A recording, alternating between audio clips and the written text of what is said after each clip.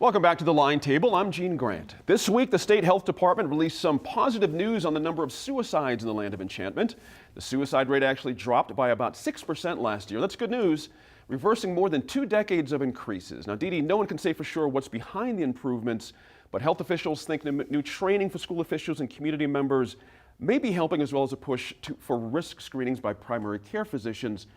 It is good news. We've been doggedly at the top of this list for a lot of years really now. At the top of the That's list. right. I mean, it's declined 6%, which is great. That's right. But the bad news is it's still about 470 a year, 50% higher than any other state and Shocking, any isn't it? other at the national level. So it is very shocking. And I'm always dubious about these one-year statistics, and sometimes it's because when it's a national ranking, it's because the other states have gotten worse, and not that we've gotten better. But in this case, I think there has been a national push that New Mexico's health department has adopted, I think it's called Zero Suicide, and the idea is that when they found out that 70% of the white males who are committing suicide had seen a primary care doctor within 30 days, they began to think, well, maybe we need to train doctors, primary care doctors, especially in rural areas where that's the only, and if you can see a primary care doctor, that's the only care you get. Maybe we ought to be training them more on what to look for and signs How to of ask people, questions, how to pull these things out. that are going to be at risk for suicide because they haven't been catching them. And also, I will say that before this time period where we have improved 6%, we had a particularly bad couple of years. And the bad couple of years came from the suicides, spates, I would call them, at Mescalero and in Thoreau, New Mexico, where it became a phenomenon among young people, and where I believe the school systems and the tribes were not necessarily treating it in the right way. Right. Malcolm Gladwell touched on that phenomenon in his first book, how suicides can actually spike in areas where they're happening. It just sort of rolls on. Like, it's very unfortunate.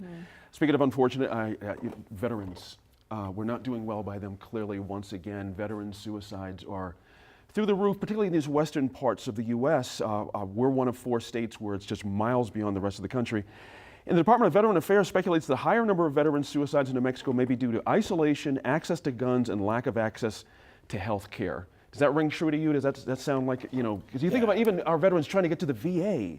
It's not exactly around the corner for lots of our veterans. It's a trip, and then you get up to the VA and they tell you they lost your file, and you got to drive back to Cloudcroft and try to get another appointment 6 months from now. That's right. I think it's also, when you look at the states that they've mentioned, it's also the culture of the folks that are moving to the state, right? Some of these folks already have some mental illness problems per se, and they want to be isolated. They don't want to live in New York City. They don't want to live in Los Angeles. They want to move out somewhere and get 10 acres of land in a mountain and be left alone. Nothing wrong with and that. so, and then you run those numbers against the size of the population we have in the state. The other thing we have too is, people forget that, New Mexico has a long history of service in the armed forces throughout its time. And at one time during the World War II, when we had the folks that were in the Bataan Death March, at one time we had the largest number of individuals, of servicemen in a prison camp in the United States, not per capita. I mean, there were entire cities. Oh yeah, there's a great book called For Whom the Bell Tolls, I think is what it's called. The book's about this thick, but it's not that much to read. It's all maps. But I think it talks about that support of the veterans here. That's right. So I think we have a long, with Native Americans and Hispanics and Anglos in the state joining the military. We'll also do that at a higher percentage. So these numbers shouldn't be as shocking. Anytime someone commits suicide, it's a problem. Got to cut you up there. Just about a minute and a half for these two guys. Diane, this idea that women veterans are markedly more prone to this situation.